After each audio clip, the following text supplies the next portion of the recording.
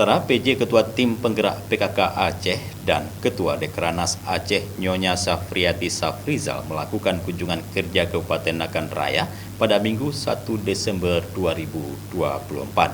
Kunjungan ini disambut dengan hangat oleh PJ Bupati Nagan Raya Dr. Iskandar AP beserta PJ Ketua Tim Penggerak PKK Nagan Raya Nyonya Ubi Junita Sari dan unsur Forko Pimda setempat.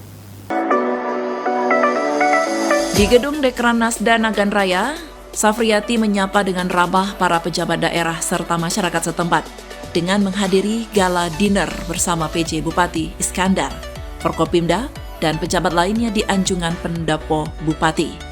Menandai kunjungan yang penuh kehangatan dan kolaborasi antara Pemprov Aceh dan Pemkab Nagan Raya. Dari Nagan Raya, Tim Liputan Aceh TV melaporkan.